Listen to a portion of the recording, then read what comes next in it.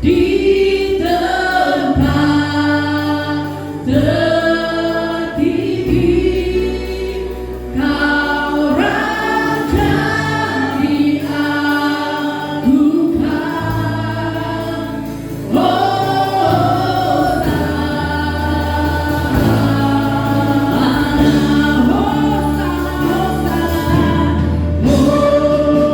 Hosana di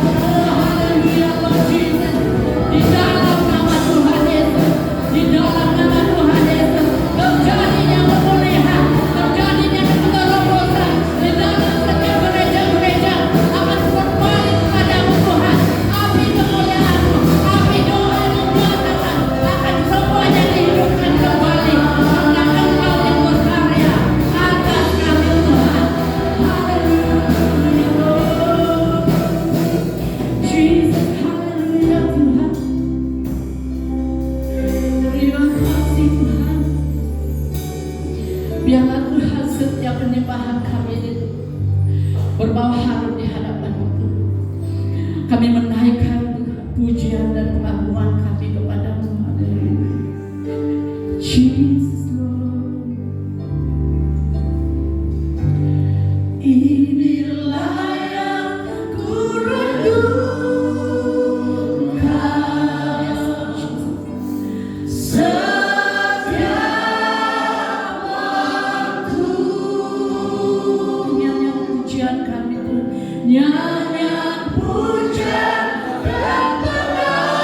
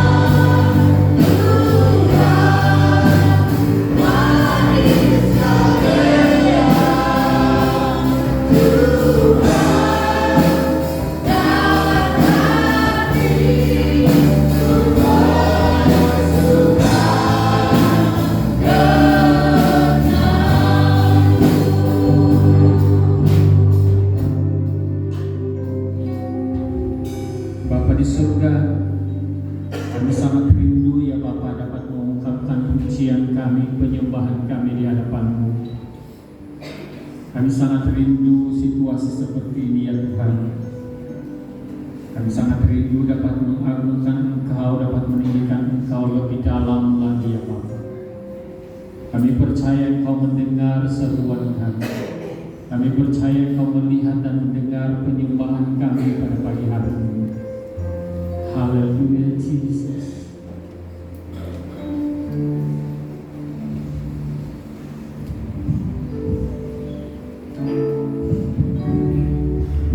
Inilah yang ku renungkan. Benar Pak.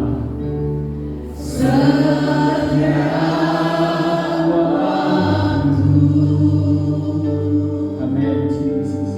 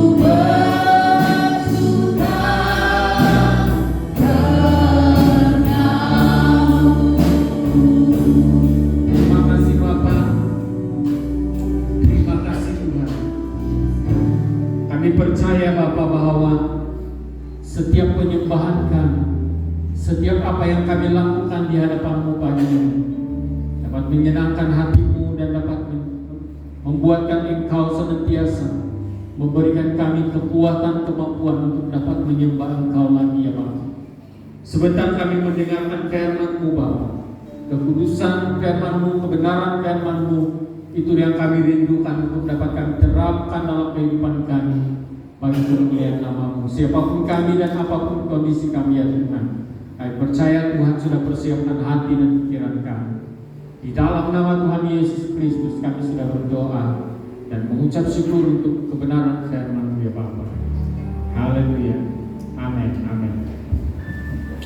Baik, silakan duduk. Terima kasih kepada pelayanan anak-anak yang dapat melayani kita pada pagi hari ini. Segala pujian, hormat dan kemuliaan bagi nama Tuhan Yesus Kristus, Tuhan kita, karena Dia telah memberikan kita kesempatan ataupun suatu ruang waktu untuk dapat beribadah lagi di hadapan-Nya. Jadi bersempena hari ini kita dipahamkan bahwa kebanyakan gereja pada hari ini merayakan Hari Belia, dan saya percaya bahwa kita juga pada hari ini tidak akan ketinggalan. Namun dalam perayaan ataupun dalam kita merayakan Hari Belia pada kali ini, pastinya kita sangat merindukan agar semua belia ataupun semua anak-anak kita yang sudah masuk dalam usia ataupun belia itu dapat mendengar dengan jelas, dapat belajar dengan jelas tentang firman Tuhan, kebenaran firman Tuhan yang disampaikan pada pagi hari ini. Nah, saudara dikasih Tuhan, saya ucapkan sekali lagi selamat beribadah, selamat datang dan selamat beribadah kepada seluruh jemaat yang sempat datang pada hari ini. Tentunya bukan karena kuat kita, bukan karena gagah kita, dan bukan karena kemampuan kita dapat bersama-sama hari ini, tetapi karena kasih dan kemurahan Tuhan saja. Nah, saudara dikasih Tuhan, kita juga diperhadapkan dengan berbagai kondisi ataupun keadaan yang kadang-kadang tidak memungkinkan kita. Ada di antara kita di sini yang kurang sehat, tetapi tetap datang kepada Tuhan karena kerinduan kepada Tuhan, dan itu sangat tinggi nilainya di hadapan Tuhan sebenarnya. Apatah lagi bagi kita yang sehat dan tetap berkerinduan datang kepada Tuhan, itu juga sama-sama nilainya tinggi di hadapan Tuhan. Saya senang untuk membawa kita membaca satu petikan firman Tuhan yang terdapat di dalam 1 Korintus pasal yang ke-13 ayat 1 sampai ayat yang ke-13. 1 Korintus pasal 13 ayat 1 sampai ayat yang ke-13. Kalau sudah menemukannya, kita akan baca. Kamu baca dalam pembacaan masing-masing dan saya baca dalam pembacaan yang kedengaran. Saya harap yang di bilik sana pun turut serta dalam pembacaannya ini ya. Tulisan pekantikan di atas dalam 1 Korintus 13 ayat 1 sampai 13, yaitu kasih. Ayat 1, sekalipun aku dapat berkata-kata dengan semua bahasa manusia dan bahasa malaikat, tetapi jika aku tidak mempunyai kasih, aku sama dengan gong yang berkumandang dan canang yang gemerincing. Sekalipun aku mempunyai karunia untuk bernubuat dan aku mengetahui segala rahasia dan memiliki seluruh pengetahuan, dan sekalipun aku memiliki iman yang sempurna untuk memindahkan gunung, tetapi jika aku tidak mempunyai kasih, aku sama sekali tidak berguna. Ayat yang ketiga, dan sekalipun aku membagi-bagikan segala sesuatu yang ada padaku, bahkan menyerahkan tubuhku untuk dibakar, tetapi jika aku tidak mempunyai kasih, sedikit pun tidak ada faedahnya bagiku. Kasih itu sabar, kasih itu murah hati, ia tidak cemburu, ia tidak memegahkan diri dan tidak sombong, ia tidak melakukan yang tidak sopan dan tidak mencari keuntungan diri sendiri, ia tidak pemarah dan tidak menyimpan kesalahan orang lain. Ia tidak bersuka cita karena ketidakadilan, tetapi ia bersuka cita karena kebenaran. Ia menutupi segala sesuatu, percaya sesuatu, mengharapkan segala sesuatu, sabar menanggung segala sesuatu. Kasih tidak berkesudahan, nubuat akan berakhir, bahasa roh akan berhenti, pengetahuan akan lenyap. Sebab pengetahuan kita tidak lengkap dan nubuat kita tidak sempurna. Tetapi jika yang sempurna tiba, maka yang tidak sempurna itu akan lenyap. Ketika aku kanak-kanak, aku berkata seperti kanak-kanak, aku merasa seperti kanak-kanak, aku berpikir seperti kanak-kanak. Sekarang sesudah aku menjadi dewasa, aku meninggalkan sifat kanak-kanak itu. Karena sekarang kita melihat dalam cermin suatu gambaran yang samar-samar, tetapi nanti kita akan melihat muka dengan muka. Sekarang aku hanya mengenal dengan tidak sempurna, tetapi nanti aku akan mengenal dengan sempurna, seperti aku sendiri dikenal. Ayat 13, demikianlah tinggal ketiga hal ini, yaitu iman, pengharapan, dan kasih. Dan yang paling besar diantaranya ialah kasih. Saudara dikasih Tuhan, saya tidak akan berbicara tentang kasih seperti mana tulisan pekat hitam di atas pembacaan kita pada pagi hari ini. Saya ingin membawa kita untuk melihat beberapa perkara yang sangat penting dalam kehidupan kita setiap hari, yang perlu kita miliki, yang perlu kita terapkan, yang perlu kita hidupi, perlu kita kongsikan, yang perlu kita ajarkan kepada generasi yang ada pada kita, generasi muda yang ada pada kita. Kalau kita menyentuh tentang hari belia ataupun hari belia ini, kita sudah tahu bahwa yang perlu kita bersama-sama dengan suatu generasi yang perlu dipersiapkan, yang perlu diangkat, yang perlu dipenuhi, yang perlu dipertajamkan, yang perlu diberikan pengajaran-pengajaran yang paling baik, supaya mereka ini tidak sesat, supaya mereka ini tidak menyimpang ke kanan atau ke kiri, supaya mereka ini tetap beriman, tetap teguh, percaya dan setia kepada Tuhan Yesus Kristus.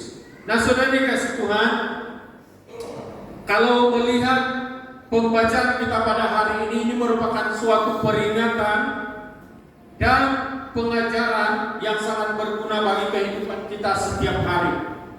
Ini peringatan dan pengajaran atau ajaran yang sangat berguna bagi kehidupan kita hari-hari, setiap hari. Dan hal ini juga harus menjadi amalan kita, amalan orang percaya.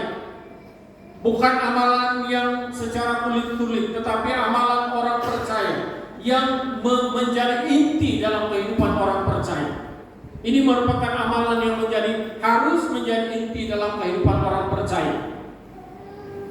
Dan juga harus menjadi pendidikan dalam keluarga, setiap keluarga Kristen. Nah, saudara dikasih Tuhan, ada pertanyaan saya. Pertanyaan saya, apakah selama ini dalam keluarga kita ataupun dalam saya sebagai seorang bapak, sebagai seorang ibu, atau sebagai dalam keluarga, apakah selama ini kita mampu untuk mengungkapkan firman Tuhan kepada anak-anak atau cucu kita atau bagaimana? Ataupun kalau kita tidak mampu untuk mengungkapkan itu di mulut kita, apakah kita mampu menghantar WhatsApp untuk mereka atau SMS untuk mereka untuk memberikan ayat-ayat firman Tuhan kepada mereka atau bagaimana? Itu jawab sendiri, tidak perlu kamu jawab saya. Saudara dikasih Tuhan, harus diajarkan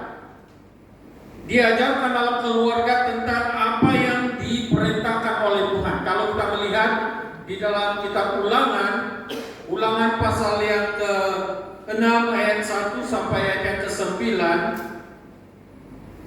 Tapi saya senang untuk membaca dalam ayat yang ke-6 dan ayat yang ke-7. Ulangan pasal 1 ayat yang pasal 6 ayat yang ke-6 dan ayat yang ke-7.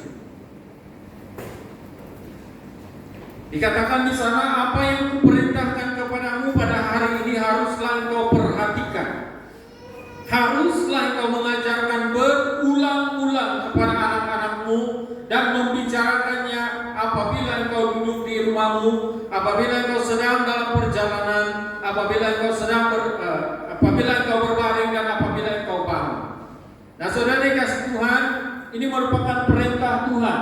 Walaupun perintah ini diungkapkan oleh dalam kitab Ulangan, menyeru supaya mengasihi Tuhan itu harus diajar kepada anak-anak. Mengasihi Tuhan lebih daripada segala-galanya harus diajarkan di rumah atau di mana-mana saja, bila-bila waktu saja. Persoalan dia, sudahkah kita lakukan ini atau kita malu untuk melakukan ini dengan anak-anak kita? Kadang-kadang kita rasa malu.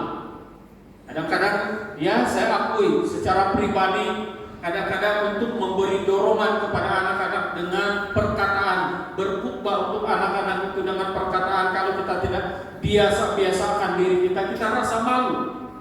Jangankan berkhutbah, berdoa untuk bersama-sama dengan istri dan anak-anak itu pun kita rasa kekok kalau kita tidak biasakan diri. Maka dengan itu perlu biasakan diri, menjadikan situasi tabiat ini sebagai tabiat rumah tangga, yaitu berdoa ataupun memberikan firman Tuhan, berkhutbah ataupun menyatakan renungan-renungan, ataupun paling tidak di dalam status itu sudah cukup pun. Nyatakan di sana firman Tuhan yang boleh dibaca oleh setiap keluarga, yang boleh dibaca oleh semua orang lain yang ada di sekitar kita yang membaca status kita. Mereka akan diberkati. Mereka akan membalas amin firman Tuhan. Berarti mereka sudah membaca.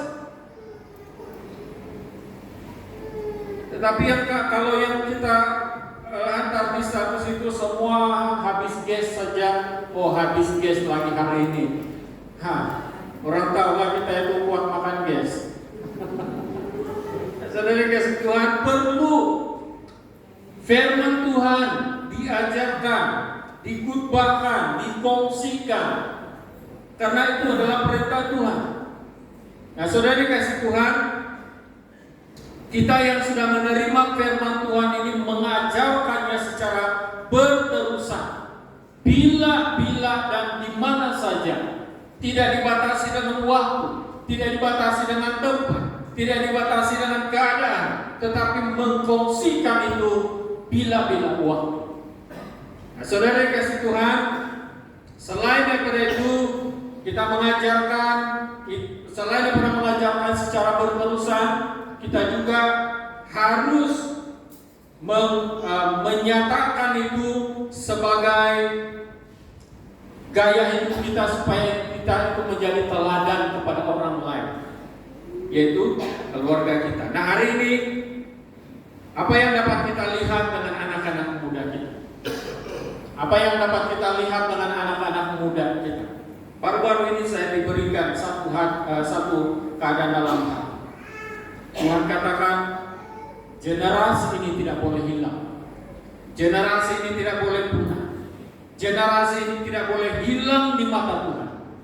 Mereka itu harus digilap, mereka itu harus dipertajamkan, mereka itu harus diangkat supaya mereka itu lebih setia kepada Tuhan, lebih melayani di hadapan Tuhan. Nah, saudara, bukan potensi, bukan bakat saja yang kita mau lihat, bukan kemajuan atau kelemahan mereka di sekolah. Kadang-kadang apabila mereka lemah di sekolah, kita hadiahkan mereka dengan ceramah yang begitu panjang. Termasuk saya menceramah setiap anak, saya ceramah mereka. Kamu harus belajar begini. Jangan ikut macam bapak. Dulu bapak tidak begini. Ceramah, berikan mereka dorongan. Jangan berhadiahkan mereka dengan hanger. Kadang-kadang kalau anak-anak kita gagal saja, hanger sudah, atau rotan dan sebagainya. Itu bukan cara dia. Tapi kalau sudah keterlaluan, ada cara dia lagi. Nah, saudara, bukan itu saja yang kita perlu lihat sebenarnya. Saya teringat dengan apa yang dikatakan dalam Yeremia 29 ayat yang ke-7. Walaupun itu berbicara tentang mengusahakan kota di mana kita tinggal, mengusahakan dan kesejahteraan kota di mana kita tinggal, tetapi itu juga boleh kita terapkan dalam satu pemikiran, yaitu mengusahakan kesejahteraan di dalam rumah tangga itu bermula daripada diri kita sendiri dan menyatakan itu kepada anak-anak, kepada istri. Apabila anak-anak sejahtera, istri menjadi sahabat, anak-anak menjadi sahabat dengan kita, pastinya dalam keluarga itu ada kesejahteraan. Tapi selama itu tidak berlaku dalam keluarga kita, maka kita akan melihat suatu keadaan yang lain yang tidak sejahtera yang ada dalam keluarga kita. Nah, itu adalah perkara yang sangat basic, sangat dasar yang perlu kita ingat. Nah, begitu juga dengan keadaan pemuda-pemudi sekarang ataupun belia yang ada pada sekarang ini. Kita berkreatif untuk memikirkan apa yang mereka perlukan secara jasmani dan keperluan mereka secara rohani perlu diseimbangkan. Jangan kita melihat mereka ini, jadikan mereka ini pelayan-pelayan seperti seorang penetua. Tidak boleh, karena mereka tidak dapat angkat itu. Jangan kita jadikan mereka ini, oh kamu harus begini, ikut apa yang kami mau. Tidak, mesti kreatif untuk memikirkan apa yang mereka perlukan dalam diri mereka sebagai generasi yang muda. Nah, saudara dikasih Tuhan, ada rema baru-baru ini yang saya terima dan saya fungsikan ini untuk kita bersama. Dia berkata begini, saya terus catat itu waktu saya terima itu, dia katakan begini, berkata begini: setiap orang yang menerima kebenaran, menerima kasih, dan menerima kehendak Tuhan, mereka lah yang akan mengalami, mereka lah yang akan melihat, dan mereka lah yang akan menikmati penyertaan Tuhan. Saya ulangi, dan selepas saya ulang ini saya tidak akan ulang lagi. Setiap orang yang menerima kebenaran, menerima kasih dan kehendak Tuhan, mereka lah yang akan melihat, mengalami, dan menikmati penyertaan Tuhan. Ini luar biasa. Dan ini membuatkan saya rasa takut. Saya rasa takut. Kenapa saya rasa takut? Sebab saya percaya ini Roh Kudus yang berbicara. Orang yang tidak menerima kebenaran firman Tuhan, orang yang tidak mengakui kasih Tuhan, kasih karunia Tuhan, orang yang tidak mau melaksanakan ataupun mau menerima kehendak Tuhan, mereka tidak akan pernah dapat melihat, tidak akan pernah dapat mengalami, apalagi menikmati penyertaan Tuhan. Nah, saudara kasih Tuhan, ini yang membuatkan saya rasa takut. Saya sangat-sangat gelisah. Karena apabila kalau belia ataupun anak-anak muda kita ini tidak menerima kebenaran, tidak memperakui kasih karunia Tuhan, dan tidak mengerti akan kehendak Tuhan, mereka akan hilang. Mereka akan hilang dan tidak akan menikmati penyertaan Tuhan. Dan seperti yang dikatakan beberapa waktu yang lalu, yang diungkapkan beberapa waktu yang lalu, Ibrani 11:40. Apa yang dikatakan di sana? Mereka ini tidak dapat sampai kepada kesempurnaan iman kalau tidak ada orang yang menyampaikan. Dan yang menyampaikan itu seharusnya kita. Bukan pastor, bukan penetua saja, bukan pemimpin-pemimpin gereja, pemimpin-pemimpin muda-mudi. Bukan mereka saja. Ibu bapak memainkan peranan penting.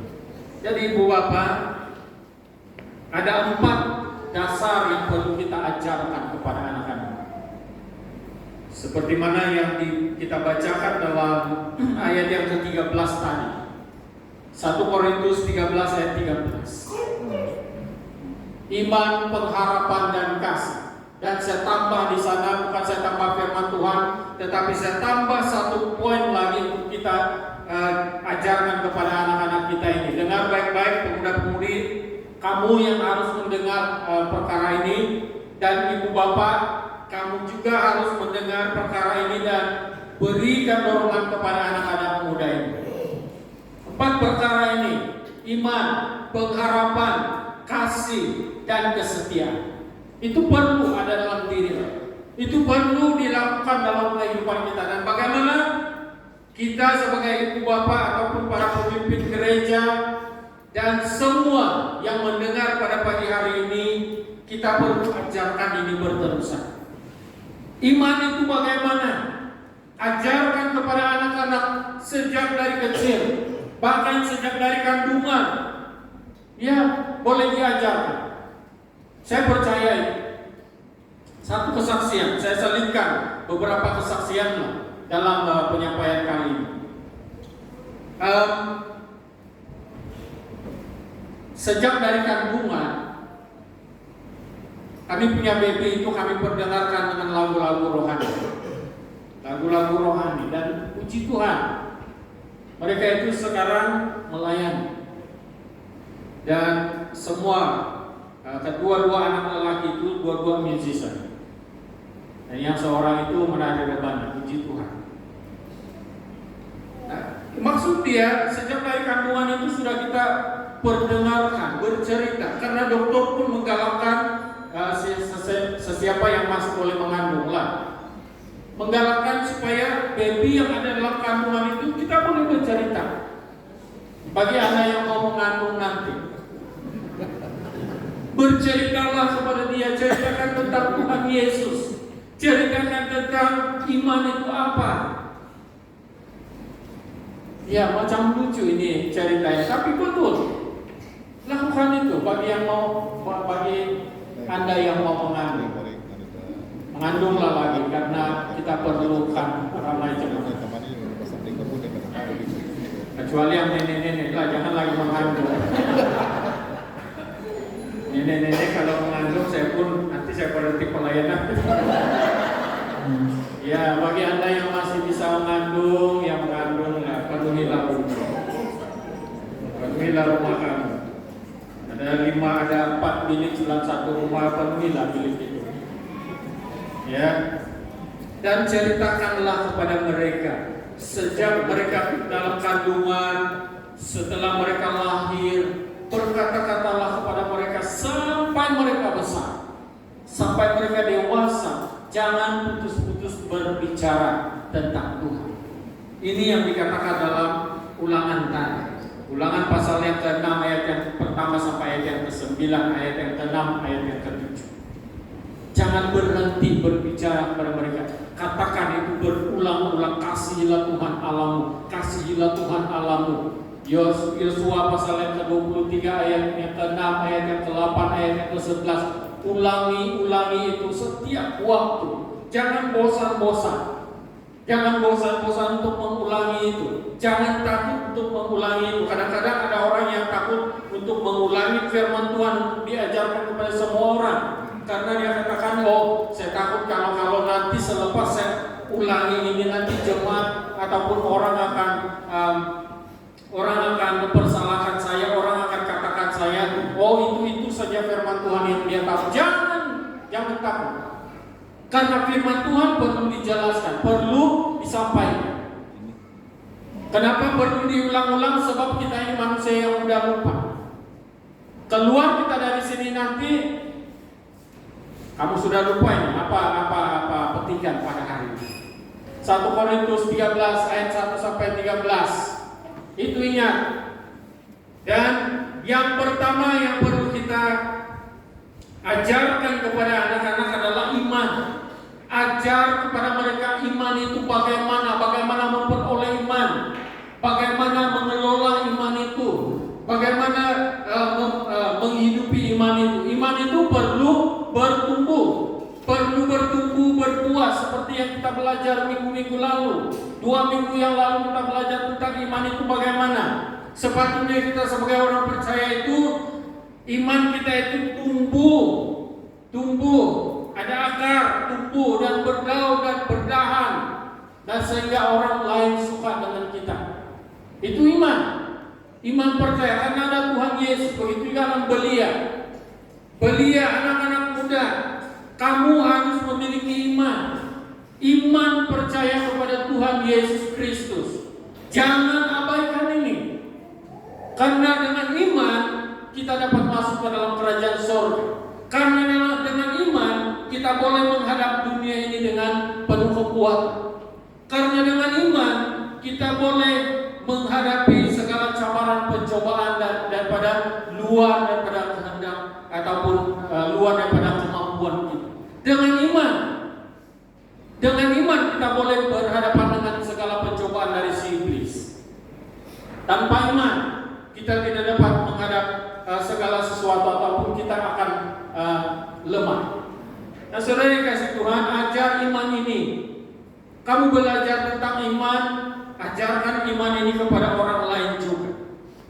Iman ini kalau kita lihat dalam Ibrani pasal yang ke-11, dan kalau kita melihat sebenarnya iman ini diajarkan dalam Yosua pasal yang ke-23 ayat 6, ayat ke-8, ayat yang ke-11. Itu berarti iman itu adalah keteguhan, pegangan yang kuat, tidak boleh lepas. Kalau sekali percaya dengan Tuhan Yesus, selama-lamanya lah Tuhan Yesus. Itu iman. Dan iman itu bukan seperti iman yang sekejap ada, sekejap tiada. Tetapi iman itu seperti yang diajarkan, saya seringkali sentuh ini. Iman Sadrak, Mesak dan Abednego itu perlu dipelajari. Itu baru iman. Sadrak, Mesak dan Abednego itu berkata, sekalipun mungkin Tuhan tidak akan turun campur tangan dalam hal kematian kami, tapi kami tetap percaya Dia adalah Tuhan kami. Nah, itu iman. Percaya kepada Tuhan.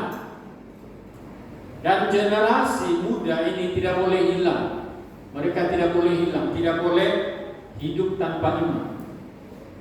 Karena kalau mereka hilang daripada iman ini, mereka akan menganuti kepercayaan yang lain. Mereka akan ikut dunia ini. Yang kedua, pengharapan. Siapa pengharapan kita itu perlu diajarkan, perlu dijelaskan kepada anak-anak, cucu-cucu kita. Perlu dijelaskan. Dan ini juga perlu dijelaskan dari anak-anak kita masih kecil. Siapa pengharapan kita? Tuhan Yesus satu-satunya pengharapan kita. Dia hanya Dia yang menjadi pengharapan kita, karena hanya Dia yang pernah mengatakan, akulah jalan keselamatan dan hidup. Tidak ada Allah lain, tidak ada Tuhan lain yang pernah menyatakan itu. Hanya Tuhan Yesus. Dan Dialah yang perlu kita jadikan ataupun hidup sebagai pengharapan dalam hidup. Pengharapan yang tidak pernah mengecewakan. Supaya generasi kita pada hari ini, pemuda-pemudi pada hari ini, mereka tetap bersemangat, selalu bersemangat untuk menghidupi kehidupan ini. Kalau mereka hidup tanpa pengharapan, kita lihat di luar sana ada ramai orang yang terjerumus dalam berbagai-bagai kancah sosial yang tidak baik. Mereka terjerumus dalam penagihan dana, pelacuran dan sebagainya. Mereka terjerumus dengan berbagai-bagai keadaan yang tidak bagus, pemabukan dan sebagainya. Kalau tanpa dasar pengharapan, mereka tidak akan dapat. Mereka akan hanyut di situ. Jadi mari kita sebagai ibu bapa ajar anak-anak kita supaya mereka terus tetap ada pengharapan. Mereka juga menghadapi cabaran-cabaran dalam kehidupan mereka. Cabaran-cabaran yang hebat-hebat yang mungkin kita tidak pernah hadapi sebagai ibu bapa, mereka akan hadapi. Dan perlu ingat, di akhir-akhir zaman ini nanti akan banyak cabaran-cabaran yang hari ini kita tidak hadapi. Mereka akan berhadapan dengan cabaran yang lebih hebat lagi. Anak-anak kita akan berhadapan dengan cabaran yang luar biasa pada masa akan datang. Tanpa kita berikan pengajaran supaya mereka ini ada pengharapan, mereka akan mudahkan. Maka dengan itu kita perlu ajarkan supaya mereka ini hidup dalam pengharapan. Pengharapannya satu saja, yaitu Tuhan Yesus Kristus. Saya juga selipkan satu kesaksian tentang hal ini. Bagaimana saya ajarkan pengharapan ini kepada anak-anak. Saya katakan pada suatu kali, kami sangat-sangat perlukan sesuatu. Ini sejak anak-anak kami masih kecil, sangat-sangat memerlukan sesuatu, khususnya keuangan, karena hidup di bandar dan pada waktu itu sangat memerlukan. Tidak ada uang. Kami duduk sama-sama dengan anak-anak, saya katakan kepada mereka, mari kita berdoa, karena kita perlukan ini. Lalu kami berdoa berpegang tangan. Berpegang tangan, saya katakan kepada mereka, hanya Tuhan Yesus yang dapat memberikan kita apa yang kita perlukan. Saya tidak katakan kepada mereka kita berdoa agar ada orang hantar sesuatu buat kita. Saya tidak katakan. Hanya Tuhan Yesus pengharapan. Kami berpegang tangan dan kami berdoa. Beberapa waktu kemudian ada orang hantar apa yang kami perlukan, bahkan lebih daripada itu. Itu pengharapan, ada pengharapan, mengajarkan pengharapan. Beberapa tahun yang lalu, 2 tahun yang lalu, hampir 2 tahun yang lalu, ketika ini saya selipkan kesaksian yang benar. Ketika anak kami, anak istri saya lah, sebab dia yang beranak. Ketika dia memerlukan uang sebesar jumlah yang bukan ratus-ratus. Nah, kalau bukan ratus ribu lah itu. Ada beberapa ribu dia perlukan dalam 3 hari. Masa 3 hari. Saya katakan kepada anak ini, kamu sudah besar. Kamu itu pendoa syafaat. Kamu itu juga pandai berdoa. Berpuasalah kamu dalam 3 hari ini. Karena kamu mau ini. Ini benda kamu mau. Dia berdoa puasa. Dia berdoa sambil kami juga support dalam doa. Uang sebesar itu dalam 3 hari dan di mana kami mau cari? Saya katakan hanya Tuhan Yesus yang boleh jawab ini. Dan dalam 3 hari itu uang itu cukup dan kami bayar. Selepas itu ada lagi keperluan dalam ribu-ribu juga. Dan kami tidak pernah kongsikan kepada orang lain, tolong doakan kami karena kami memerlukan ini. Tidak pernah. Kami tidak pernah kongsi. Tapi waktu itu saya suruh lagi, kau berdoa puasa. Berdoa puasa minta kepada Tuhan. Saya percaya Tuhan buka jalan untuk kita. Kalau Tuhan sudah buka jalan yang pertama, Dia akan buka pintu yang kedua dan seterusnya. Sampai selama-lamanya, saya katakan. Dalam masa beberapa hari, dalam masa 1 minggu, keperluan itu dipenuhi. Dan bayaran kami sebanyak sekian bayaran itu hampir mencecah 100 itu settle. Sampai hari ini kami tidak perlu bayar apa-apa. Settle. Tuhan buka jalan. Itu sudah katakan. Kalau kita ajarkan anak kita untuk berdoa, berharap kepada Tuhan, pintu pertama itu dibukakan oleh Tuhan dan pintu-pintu seterusnya akan dibukakan oleh Tuhan. Sebabnya kita mau ajarkan belia-belia kita ini supaya ada pengharapan. Lebih berharap kepada Tuhan. Bukan itu berkat di bumi ini saja, tetapi berkat hidup yang kekal di hadapan Tuhan. Itu yang kita perlu ajar. Nah, saudara yang kasih Tuhan, ini Tuhan kita itu luar biasa. Ya bukan saja boleh diandalkan, boleh diharapkan, tetapi Dia adalah Yahweh Jireh yang menyediakan, bukan Yahweh Jireh, Jireh. Ia menyediakan segala sesuatu. Seperti ketika Musa ataupun ketika Abraham mempersembahkan anaknya yang satu-satunya. Dia katakan, wah, macam mana ya? Ini anak baru saja saya dapat perlu dipersembahkan sebagai korban persembahan. Tapi Tuhan, Yahweh Jireh, yang disembah Abraham pada waktu itu telah menyediakan seekor kambing untuk dipersembahkan. Yahweh itu juga yang akan menyediakan segala sesuatu yang kita perlukan pada hari ini. Anak-anak muda, kamu yang akan melanjutkan pelajaran, praktikan iman kamu kepada satu pengharapan, yaitu Tuhan Yesus. Anak-anak muda yang sedang menantikan sesuatu yang kamu inginkan, praktikan iman kamu, yaitu berharap kepada pengharapan yang benar, yaitu Tuhan Yesus. Bukan yang lain, hanya satu-satunya Tuhan Yesus. Dia pasti akan buka pintu, dan buka pintu, dan buka pintu, seterusnya dia akan buka jalan buat kita. Yang ketiga, kasih. Kasih ini juga perlu kita ajarkan kepada anak-anak sejak dari kecil. Jangan kita ajarkan kasih ini kepada anak kita setelah dia dewasa. Itu sudah terlalu lewat. Tetapi seperti yang saya katakan, sama juga. Kasih ini kita ajarkan sejak dari kandungan. Sejak dari kandungan.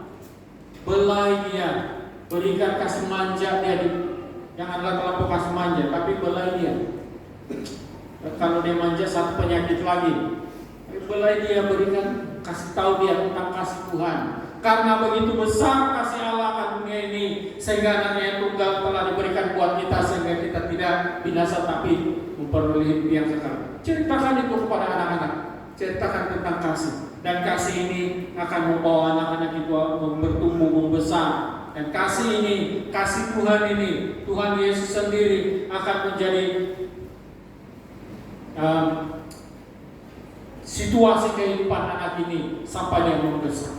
Ajarkan lagi dari masa ke masa, dari pembesaran dia sampai ke dewasa, sampai dia menutup usia. Ajarkan kasih ini kepada mereka. Jangan berhenti. Kasih Tuhan ini tidak akan berhenti. Kasih itu merupakan yang menutupi segala sesuatu, kata firman Tuhan. Kasih itu sabar, kasih itu murah hati, kasih itu lemah lembut. Semuanya tentang kasih. Nah, saudara, ajarkan itu. Persoalan saya, pernahkah kita mengajarkan tentang situasi ataupun perkara-perkara ini kepada anak-anak? Nah, 3 perkara ini sudahkah kita ajar ataupun kita harap supaya mereka mendengar setiap hari Minggu saja? Ajarkan ini setiap waktu. Kasih, mengasihi orang, mengasihi Tuhan lebih dari segalanya. Mengasihi diri sendiri. Kadang-kadang banyak anak-anak kita yang terjerumus dalam kancah yang tidak baik, gejala sosial yang tidak baik, karena mereka tidak mengasihi diri mereka sendiri. Mereka kecewa dengan ibu bapa, lalu mereka terjun ke satu lembah yang tidak baik. Karena mereka tidak mengasihi diri mereka sendiri, karena tidak diajar untuk mengasihi diri sendiri. Kadang-kadang anak-anak ini karena tidak mengasihi diri sendiri, dia rusakkan diri dia sendiri. Jangan rusakkan diri sendiri. Jangan rusakkan kulitmu pun. Kadang-kadang inilah bikin kecewa juga kadang-kadang. Macam kami yang ada tato ini sangat kecewa. Nah, bagi Anda yang ada tato, saya pun ada tato juga sikit-sikit. Kalau saya punya tato ini 4 tempat saya punya tato. Menyesal saya. Kalau saya nampak saya punya tato ini, tato yang selalu saya nampak lah di kaki itu 2, di tangan ini 1. Gerigitan saya nampak. Mau saja saya, tapi sudah tertulis di sana, biarlah.